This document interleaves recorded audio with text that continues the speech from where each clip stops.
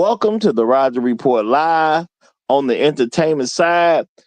I am here. I have just checked out The Institute, episode 5, and I'm here with my main man, Jado is in the building, and we got a special treat. We got Gold P joining us as well. So I'm going to say, just getting this started off, y'all, I'm rating this episode. And Gold P, my bad, I didn't tell you. We rating this, 1 to 5 tickets. 1 to 5 tickets. I'm rating this particular episode a good solid. I'm gonna go 4. I'm gonna go 4. Man, 4.5. 4.5. I'm gonna give it a 4.5. I'm gonna go good solid 4.5 on this one because I think this was just a real good solid episode at the end of the day. And I like where it was going. I definitely like where the storyline was going. And I like the fact that they finally just told him flat out, it's not a theory anymore. We done knocked your people out, homie. Now what you gonna do about it? So that's where I'm going with it. Jado, what say you, my brother? What say you? Man, I agree with you, Raj. I give it a 4 myself, man. Solid episode, man. A lot of the plot is actually is really thickening right now. So a lot of stuff we were suspecting, in the first 4 episodes, we're starting to see some of the stuff come to pass, man. So yeah, solid episode. Yeah, I give it a 4. Sigsbee did a rotten little thing where she wanted to see if he was telepathic, yeah, and she put the screen up, and she had that his parents were off basically, and he was able to see that Luke, and he reacted physically towards her. So yeah, interesting episode, man. Yeah. What say you? How many tickets you get this thing? Yeah, it has me involved, so I'm gonna give it a 4, 4.5, I think, because I felt him when he, I mean, I don't like that broad either, man. Can I say broad? I guess you can because you didn't say it. I'm talking about the director. Sigsbee. That's her name, Sigsbee. Sigsbee, yeah. Oh man, and I mean from episode 1, you can see that this broad Sigsbee. Before she was Sigsbee, she was a broad, and I can see the energy off of her off top, man. So I give it a 4.5 because it involved me and had me some in my and when he seen that when she found out he was TP, or they call it TP or TK. When she found out when he was TP, telepathic, and he got close to her and said he did a spree wheel on her. He whispered. Hey, that was earned. That was an earned spree wheel. Yes, sir. Yes, sir. Or you remember on Making of the Band, Dave Chappelle, and Dylon choked out Wycliffe. Well, you know what? Go ahead. To me, I mean, Luke did what he needed to do at the end of the day. He just didn't do it enough. Okay, he just didn't do it enough for proper satisfaction. But you know what? The reason I dug the episode so much too is because they did throw it out there. So you got all the theories running because when it went through 4 episodes. All you can do is theorize what's happening. You really believe that people get knocked off, in the background. And now we get the definite proof that, parentals are getting knocked off in the background, which only makes sense because we done seen a couple other people already be taken up out of here because you got the old lady who was taken out. Then you got the young lady who was helping with the snatches that first got taken out. So, you can't say where they wouldn't take out somebody's parents. And now everybody can now sit with the comfort of knowing my parents are probably dead. We might as well do what we want to. So I think it was a good written episode. And I actually like because this was like a real mature point to this. Because once you find out Luke's parents are dead, everybody got to consider their parents might be dead. Right. So you got to get, you got to really step into something. Now, remember, these are still kids. But Right. you got to be like, yeah, well, we gonna make a plan or we gonna save ourselves. We gonna have to be for real. Yeah, that. Go ahead. My bad, Roger. I was just saying that thought of going home, as in going home to your family, your parents, your whatever. That's out the window. They know that's not. I mean, even though they were suspicious of it in the first place, you know what I'm saying? But they know now, like, oh, ain't no. You go to back half and then go home. The home that they would hope to go back to, it doesn't exist. Well, Luke literally seen it. He was the only one that literally seen it. As far as out of all the episodes, when he seen what 6B put on the screen, and I mean, Luke was the one that says, hey, I gotta choke you out now. Well, you know what was cold about that? They wanted to see if he was TP. Right. Yeah. Right. I gotta give him credit. That was one of the coldest, That was cold. Yes, most sir. hardest Yeah. That gangster was some ways to cold do game. it. That's all I'm saying. Sigsby, she wickedly brilliant. She knew exactly. She's it's kind of how I'm kind of. I look at how she's kind of frazzled and kind of. I don't know. She's sarcastic, trying to do some sick humor, and yeah, she's real sick, man. She's off, man. She's off. Yeah, Okay? she a beast. She's off, but she's intelligently off. Yeah. If we can say that. But what I didn't like was when Luke was let out through the door by the housekeeper. I guess I forgot her name. Maureen. And he was out. I was so like, man, get out the door. Stop playing, man. Get out the door. You know how you scream at the TV? Get out the door. Why are you playing? You over there looking at this girl right here. She ain't nowhere present. Get out the door, man. It's got to hit you a little bit when you. I mean, it's one thing to see other kids laid up there that you didn't know, right? But that was one of the ones that was there when you got there. So I understood the hesitation. I can understand the hesitation. Yeah, but it was an emotional bond. Look, it was go time. Yeah, I mean, but you got to see you gonna leave somebody behind and you actually spend time with them. If they could actually get up and move, you got to check. Okay, at least that's what I'm thinking. Doing more than checking. He was I mean, look, look. He's the smartest one in there. He's the genius in the group, right? He wasn't smart enough to put that thing back on her face, right? Yeah, yeah, that was one.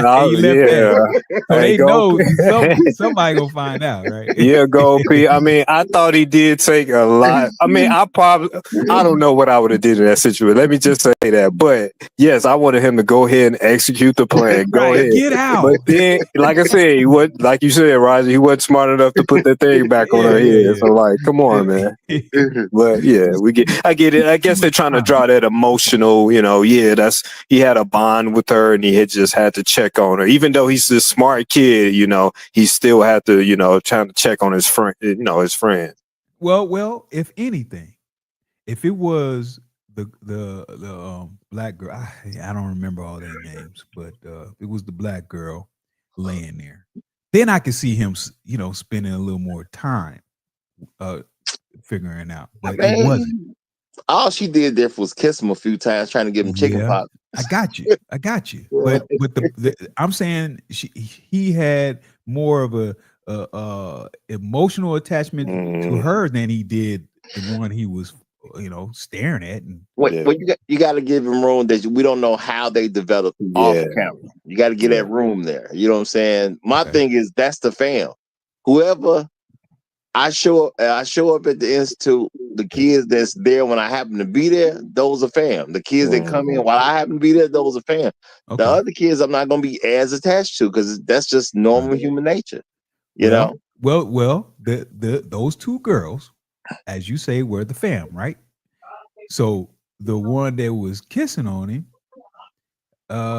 she and Luke, he kind of had some more of a bond than the other two, and we're talking about on camera. They had more of a bond because not just because of the kiss, but because how they interacted with each other. You could see Luke have a little bit of questioning. He, even though he's analytical anyway, he's questioning them because he's trying to figure them out. Whereas with the other girl who he was fooling around with, trying to put her that head thing all off, and he didn't have that kind of connection to her. Well, but with my bad, Ross, go ahead. I was just gonna say she did leave earlier, so she had less time with her. But go ahead, what you was gonna say? No, I was just saying, like, he still was connecting with what's her name, the black girl, Kalisha. Yeah. He was still kind of connecting and knew that she was still, even though she was in back half and she wasn't in great shape, but none of them are in great shape, obviously. But I think with the Iris girl that he checked on, he saw that she was in such bad shape in that recovery room, so to speak, as they call it. He had to check on her. But yeah, we do have the on camera and the off camera bond or whatever. I just say he gave Iris a little bit too much time. He had, the goal was to get out. I mean, I get what you guys are saying as far as you got to throw a little drama spice into it. It's still you got to throw a little drama. Tear jerk. You want that, Well, you know what though? I'm gonna say this though. This what to me makes the episode good because we don't really know, but it can complicate what you think. So now they're introducing things to say, does the ends justify the means? Right. Because now we got what I assume is a spy situation. We got a terrible guy that needs to be taken out. Maybe somebody goes on a kamikaze mission and say, hey, I know I'm gonna die, but I'm gonna get that SOB before I go. So now you got the kids linking up together to advance what they can do. That's how I take it. You know what I'm saying? You're not strong enough to do it on your own to reach around the world or something like that, to connect with a person or to control a person. So they're connecting with this guy who possibly is doing something good by taking out somebody else that we don't really know because it wasn't really explained. So maybe they are doing good work. It opens enough room to say, okay, this can be some super spy stuff that goes on in everyday life. But the players, they understand that they're doing something. The rest of us, we just going through life not paying attention. We see a movie about it. Other than that, we don't even think about those folks. So now, so my thing is, did it open up anything to you to say maybe, just maybe, the ends do justify the means? Well, I don't. I mean, if we're to look at a reality standpoint of this, if we are to apply this movie towards a reality, I mean, we know this stuff happens, man. Hey, look, historically speaking, we know institutions or systems like FBI and CIA, they do stuff, man. But we don't think about them snatching up kids with special abilities. I mean, look, they might think that them special powers that they're using, FBI and CIA and whoever else, are on that level. I mean, if you can manipulate somebody, and I mean, with using telepathy. Without using telepathy, if you get what I'm saying, on the surface, people don't believe in telepathy. But if the FBI or some, I don't know why you're throwing out all these letters, but I'm sorry. I don't know. Okay. But I mean, this is the thing. They do something, that you. I mean, you want to make it real enough so people can have a real feeling. We totally get all of that. Yeah. But if you know what I'm saying, it's like you got to take into account maybe the person who they are offing could be the person who trying to get a nuke code. It could be a person who's trying to get access to some missile to blow up a city.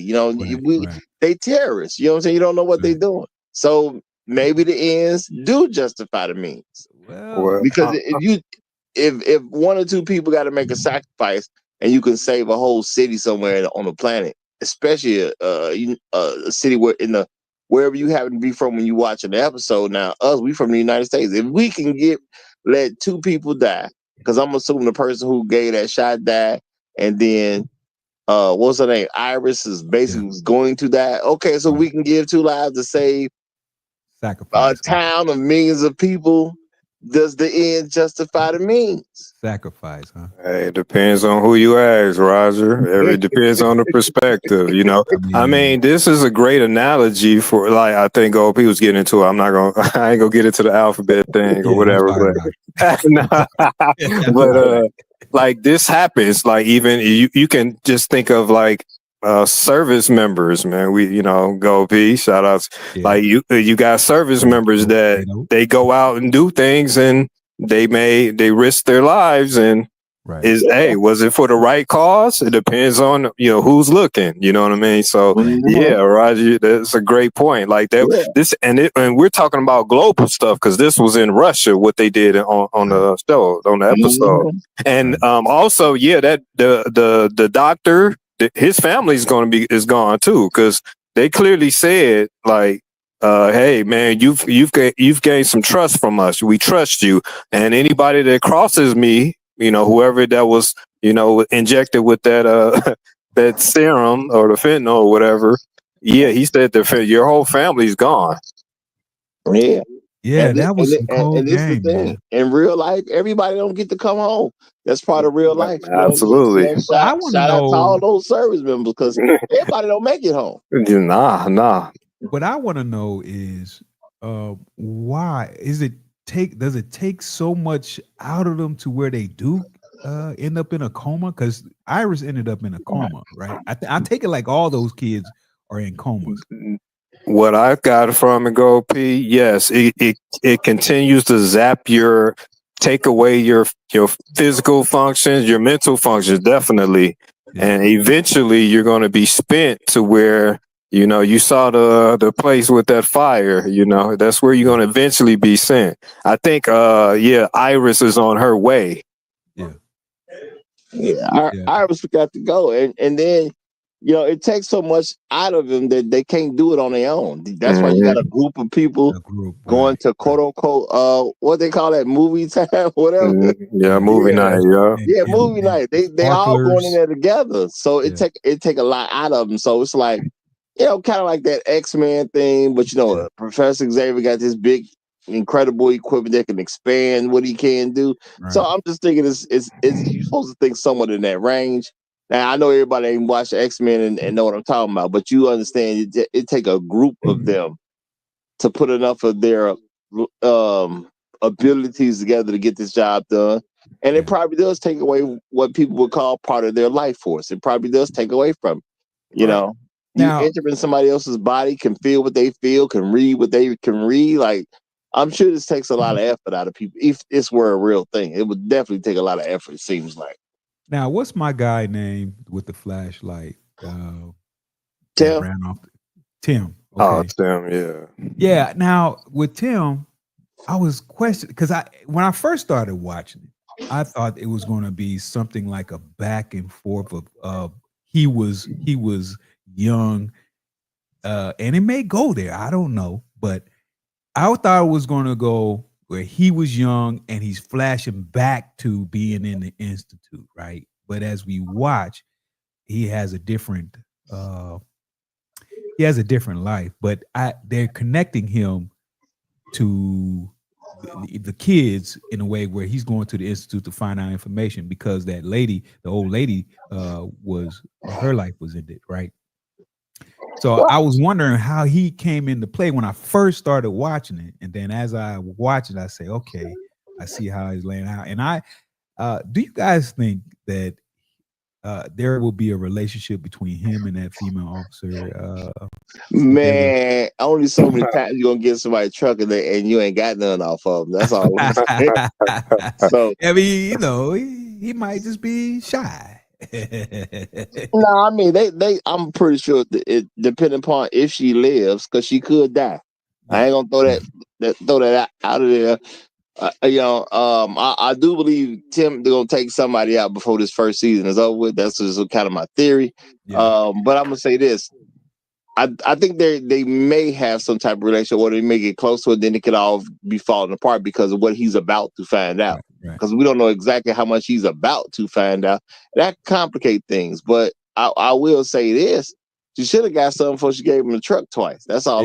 Yeah, and no, they was about to kiss, and then they stopped. I was like, okay, maybe they'll come back around to it. They just kind of putting around with it. But I just think they just throwing tension out there. It may go somewhere, it may not. Because I don't see it as necessary. At least at this point, it's not necessary or unnecessary to the outcomes that I believe we're going to get to.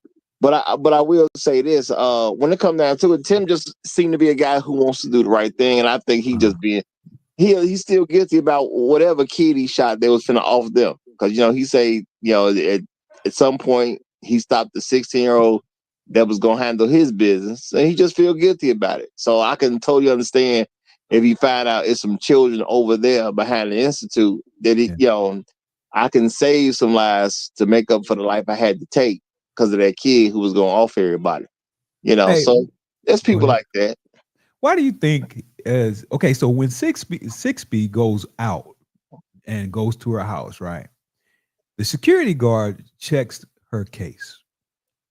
Why do you guys think he checks their case? What I mean, I was curious about. A billionaire is behind all this. You got to look at what's going on, man. This got to be a billionaire behind it. This either government or some multi-billion-dollar person. I'm checking your stuff too. We doing all kinds of stuff. We doing all types of illegal stuff too. So of course you can't have nothing. I'm checking everything. Yeah, I think the security measures just need to be super high. I mean, they're doing some real top secret stuff. And Roger, to what your point, I think it's a network of billionaires, and to include part of the government. You know what I mean? I think it's all interconnected. You know what I mean? But yeah, so heightened security, like everybody should, even though they're very sloppy on a lot of aspects of the security. But I think they're supposed to be checking everybody, supposedly. Yeah, we ain't at least checking your bag. We some jokes out here. We got to do that. Yeah, I mean, they live on the post, right? And I wouldn't assume anybody lives somewhere that they didn't specifically say, because 6B don't live there. She went home. No, the home is on. It's like a compound, though, Roger. It is like a base. Because when what was the name? Stackhouse and the doctor Hendricks. Yeah, they were walking. It's like right by the institute. Yeah, it's not far. I get it's kind of almost like a military base. It is because look, when she goes out the door after getting her bag checked, she walks up to her house, and so does the doctor, and so does Stan. I'm not saying that it's a major thing that they are that close, but at the end of the day, if we spending billions of dollars on top research that could change the way the world views all kinds of things, I'm checking your bag. It's simple at the end of the day. I don't want you checking nothing up out of here. Yeah. I'm sure they're being monitored. They got to be monitored at their homes or their housing. I'll say housing. They have to be monitored there on some level. I don't know to what degree, but they have to be watched there as well. Well, I know I watch them. Yeah. Well, I mean, there's so many cameras, and 6B is looking through cameras and running back footage. I'm thinking she has a closed camera. And you remember she called the big guy, and the big guy said, hey, just like Stansfield, I think that's his name. Stansfield. Stackhouse? Stackhouse, yeah. I don't remember their names, but Stackhouse. Shout out to Jerry. Stackhouse says, the big guy says, Stackhouse has gossip about you. Why should I take? Oh, you talking about whoever the billionaire is behind the scenes? I'm just assuming that's some billionaire behind the scenes. We don't know who that is. But and then my guy Luke and all the kids find out what they the smoke was burning over there. So I'm curious how in the next episode how far Tim is going to go, and does Luke literally get out and find and run into Tim? Luke gonna make some good connections somewhere. I don't think they're gonna catch Luke before he is able to just blow. Well, nah, they're not gonna let Luke blow the spot up because that ain't great for the storyline. Right. So Luke ain't gonna necessarily get out, and be able to tell the right person for real, for real. I don't think that's gonna happen. I think they're gonna somehow grab Luke and bring him back to the Institute. I like to see what moves Nikki is gonna make. You know, Nikki did now he over into back half. You know, I think he gonna get with the young black girl as well. And I think he gonna, they gonna be planning something together over there. That's what I kind of see. They no, Roger. The ones who are in the back half are already either comatose or on their way to being in comas. Nikki just got there though. Yeah, he but just Nikki, got there. You talk to your friend, you kind of pull her out a little bit, and she's still somewhat there because she was like, you just close your eyes and go. And she tried to tell them how to get out. When they after they did that, after they ended the life of that Russian dude, they all blacked out, and each time that they do that, it takes so much out of them, as you guys said. Right, so I don't think he's going to have enough in him to be able to do it. Man, I ain't got nothing better to do over there in back half. I think Tim and Luke are gonna combine forces somehow. Right. That's what I think. They're gonna meet somehow. Right. And keep in mind, they can still talk to each other. These guys have the ability. I mean, at first Avery was assisting with that, but now that they have their abilities and their abilities may be strengthening as well because they still cooperate enough to still be around. So they got to be taking whatever Avery was taking and said it kind of gave him the power ups. So they might be able to start talking to each other without Avery's help. That's possible. And my thing is, even if you don't have that, Nikki knows about Luke's parents, so he can pull the wool away and kind of maybe he'll snap somebody out of it. Because you always gotta have a little bit of hope that we gonna make it home. We gonna make it home. We don't know what it is, so just maybe we will make it home. People gonna have that hope. Well, I think Nikki is. I don't think he's gonna have enough strength to. I mean, it may change as we continue on through the episodes, but man, they say he's gonna get a headache and he gonna feel better at least for a while. Remember, ain't that what you said? I think you do something with a girl. Nah, remember she said you're gonna have some headaches. Yeah, and in the beginning you're gonna have some headaches. Then once the headaches go away, you're gonna feel better.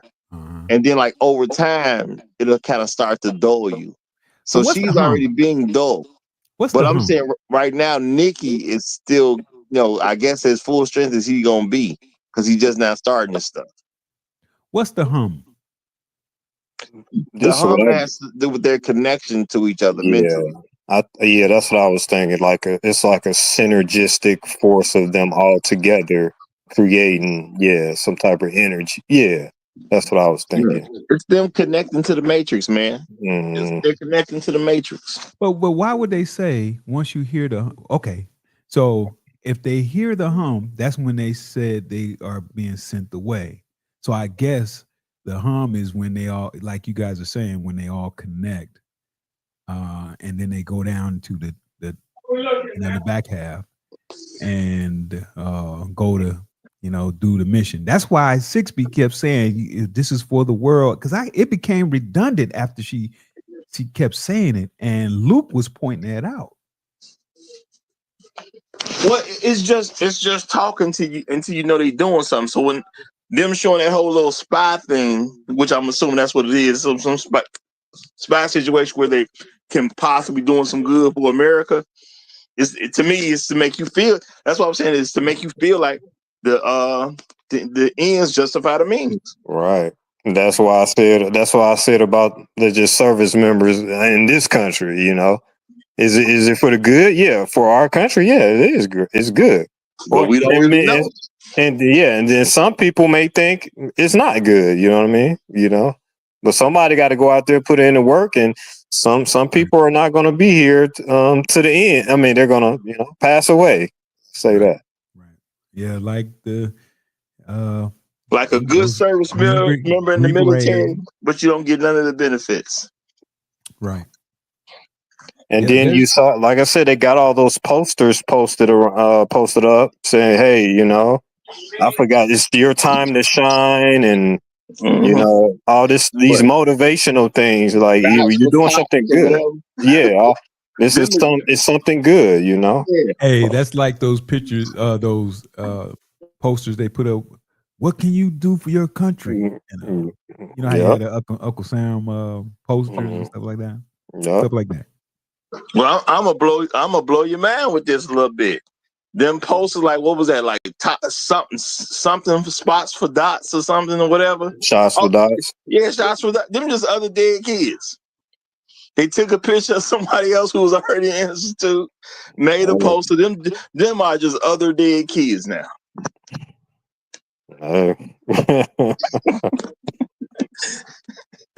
That's what you get for participating.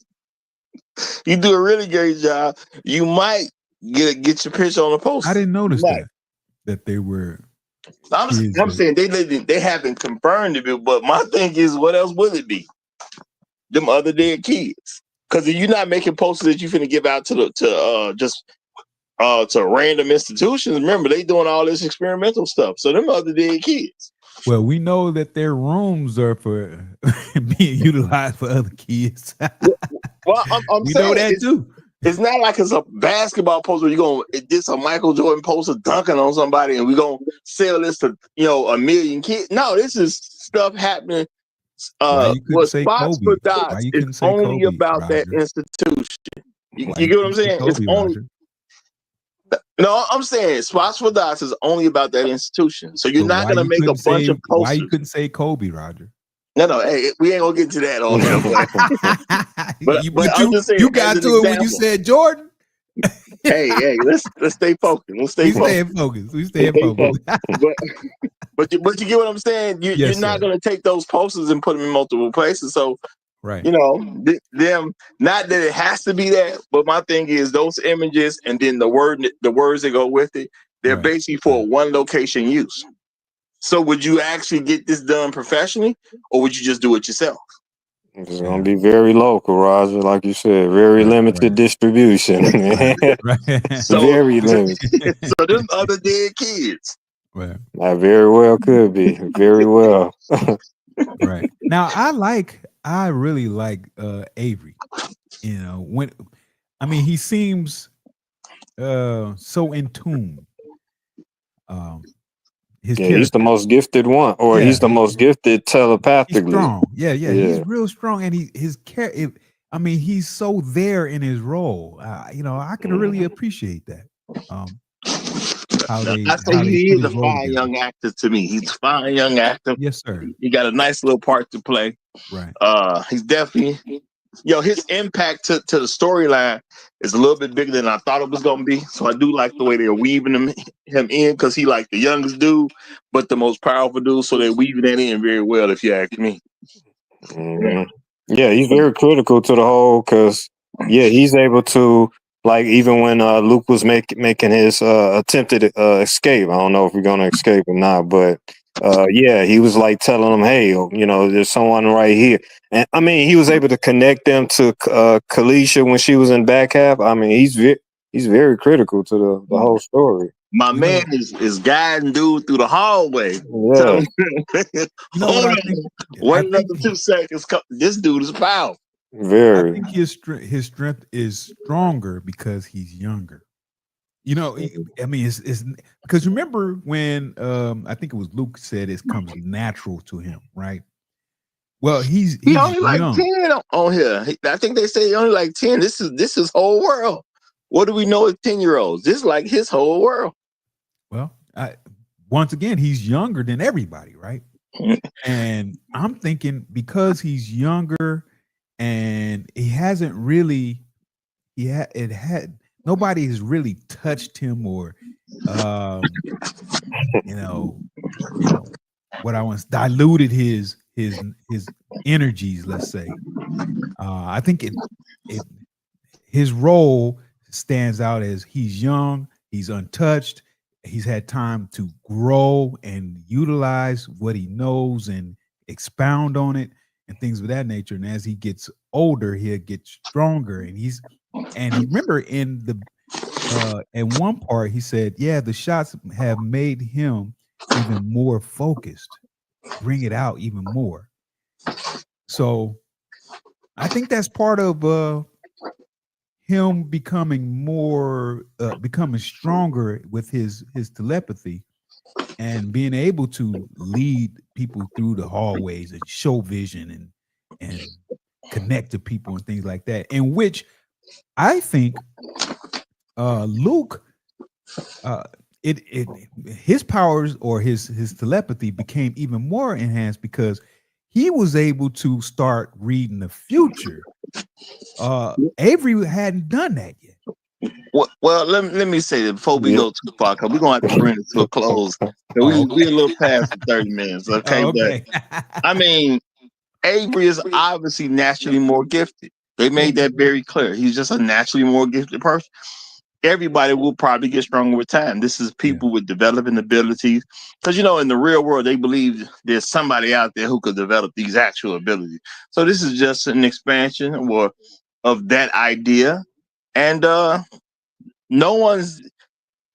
there is no guaranteed hero. This is the thing about television. You don't know how many seasons you're going to get. So are we going to end the story in this season, or is it going to carry over? So who's going to be the hero? There is no necessarily definite hero. And I think because this is so good, I think, a lot of folks who tap into this world are going to really support this program. So I think they may have a few more seasons coming in the future. So who's going to be like the straight up hero? Maybe neither one of them. Because we don't know how it's a twist and turn, which is the beauty of television. Yeah, I think these guys, the producers of the show, put together a good show. It has me involved, and I can easily shut down when it comes to certain things as far as entertainment. But this one has me involved. It has me like, okay. And Tony, man, you a hater. This ain't a good show. This is an excellent show. Okay, I'm with you, Roger. I gave it 4.5. You gave it a 4. No, I said 4.5. I said 4.5. Yeah. Did I go back up to 4.5? Nah, you said 4.5. Well, let me go and make it a 4.5. Yeah, let me give it a 4.5. No, okay, because they earned it on this episode. Because they showed you just how gangster Sigsbee can be. Yeah, yes, sir. And she's a masochist. She's a masochist. Okay, but we're gonna wrap it up, y'all. So I'm gonna let Gold P have a quick final word. Gold P. Yes, then sir. A quick final word from Jado, and then we're gonna wrap this up. All right. Hey, good show. I gave it a 4.5. Hey, I'm waiting. I'm ready for the next episode. Let's go. All right, Jado. Yeah, I'm interested in seeing where it leads to. Remember, they were Stackhouse and Hendricks, the doctor. They were trying to make him PC, and I had to look that up. Or no, Luke said it in one of the previous, I think, episode 4. They were trying to make him precog, which means psychic, so he can. That's what they were attempting to trying to do, and I think he did develop it a little bit, but whatever. But anyway. Let's see what happens. The thing with I think back half is the sign. They're supposed to build your natural abilities up so they can use it, and then you're going to deteriorate in back half to you're disposable at that point. But let's see what happens. Okay. Well, y'all, I think it's been excellent so far. I'm hoping for season 2 already. I don't want the story just to end where they Luke get out, he tells somebody, and the cover's blown. I don't like that idea right now. Not that I want Luke to get captured again or whatever, but I'm betting it's coming up. Now you never really know because you don't know what budgets are and things like that. But I'm betting Luke does not get away. He gets discovered maybe by guard outside or something, and we go into a whole different spin. But I don't think this is necessarily going to come to an end. Okay, and I'm gonna actually say I'm hoping it's not about to come to an end because it's been that good so far. So I am Roger. We finna get on up out of here. We got Gold P with us for his first time, and my main man Jado. We will see y'all next time around. I am your host. If you like this type of content, make sure you subscribe to the channel and hit the like on the video. We'll see you next time. Peace.